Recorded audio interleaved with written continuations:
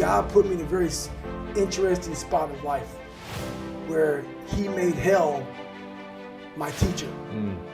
He made hell my teacher. And a lot of people don't understand that. So I'm trying to give people a different thought process of life where failure, hell, disappointment, discomfort is a great learning tool. And many people don't understand that. And a lot of people won't want you to understand this interview when we get done with it. Is that we're all teachers. We're all teachers. And if you don't learn something and give back like what you learned, what's the point of living? You're wasting. Yeah, you're wasting. You have all this knowledge of what you learn. Some people may think you're crazy. Some people may put a title on you. But it is, it's those few people who are like, you know what, I need to do that. And I suffer from severe toxic stress. And that was one of the big reasons why I started, I had to learn discipline. My focus in life was way off. I was afraid. I was afraid of everything. And when you have that kind of foundation growing up, and that's where you start life at, is being abused and also working all night at a skating rink, not going to school, and you have a guy who's an alcoholic, and the second he got drunk, he got mad. I didn't care about my brother, I didn't care about me, but I saw this woman go from Mary Poppins, the sweetest person on the planet Earth. And when you see your mom start to transform to a shell, to a person whose face becomes stoic, a person who has no emotion, and that changes a kid.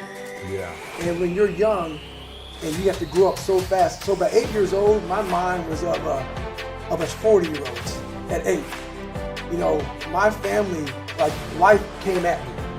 I started realizing more and more and more that all these people were gone. What was haunting me was me. I can't control my dad. I can't control the people calling me name. I can't control all these things. But they were things that kept me down. It started becoming my reality. My reality was what they made it out to be. And I became the most important conversation you ever had with your life, in your life is when you have yourself. And my conversation was absolutely horrifying. But what I did as a young kid is I observed everybody. I wasn't really smart in the books, but I was real smart when it came to life. And I was able to sit back and watch her mistakes. I was able to see how she struggled through life and how I don't want to struggle through life.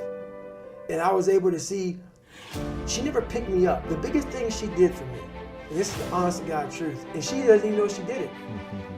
When I would bust my ass, and I would fail, and I was at the bottom of the sewer, she never picked me up. She never gave me that cookie and said, hey son, it's gonna be okay. She didn't have time for that. And sometimes she gets upset when I talk about my past because it paints her out to be not the best mom.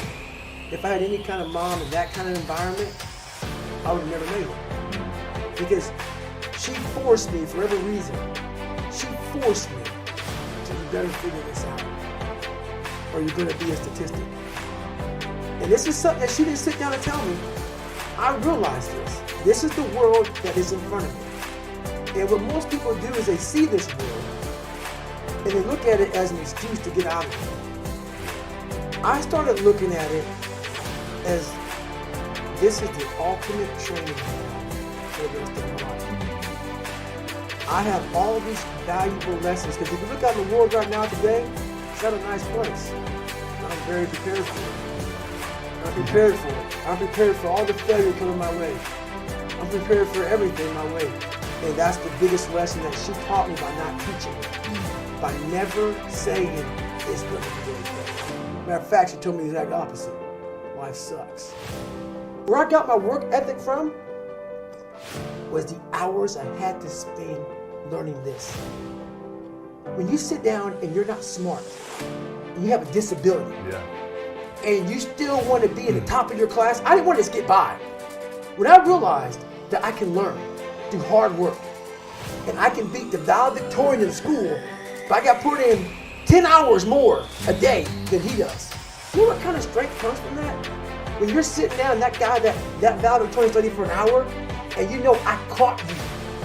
I caught you, and I'm in. But I have the work ethic to catch you. You never examine this. Happiness, peace, enlightenment, it's all up here, man. It's all up here.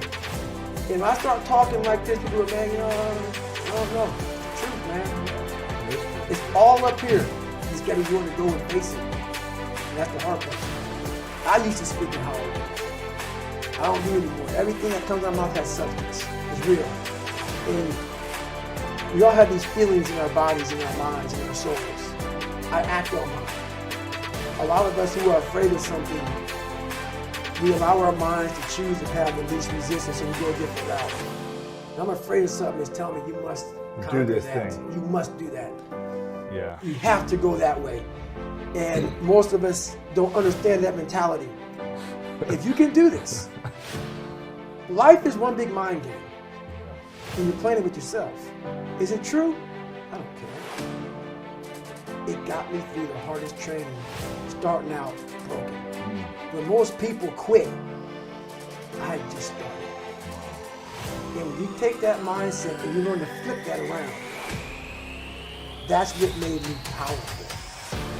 And my body followed. And 3 months later, my stress fractures were healed. I was running. Every day of my life, I believe in quiet. There's no growth outside of quiet. The world's too noisy. Your mind needs quiet. For you to find who you are. People ask, what's my purpose? Why am I here? You're not going to find it nowadays unless you lock yourself in a quiet room in your mind and find it. It's too noisy. For me, I could be in a busy street in New York City, horns honking. And I'm walking around with like nothing.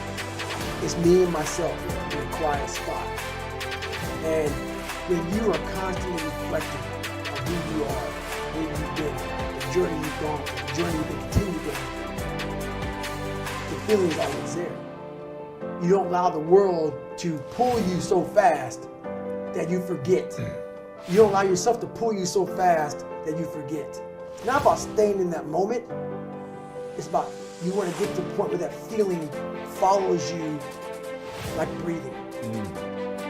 Because a part of your life, part of your DNA. But it's made. Like these calluses on my hands right now, they're made. They are now on my brain. This is now a part of me. It has to be a lifestyle. You work on mental callousing on a daily basis. Because even though your brain, your mind, like your brain isn't a muscle so much, you will lose it. You will lose the ability to suffer in the worst of times if you come out of it for too long. If you can lift 315 pounds and you stop going to the gym for a month, I guarantee you won't be able to pick the same way up. All the stories I talked about today, all the things in that book, if I went and said, I'm good, I gained all this knowledge. If I stop today, the knowledge is gone. I have to go back deep to retrieve it. I don't want to go back deep to retrieve it. I want to be able to call on it now. That's why I do these things.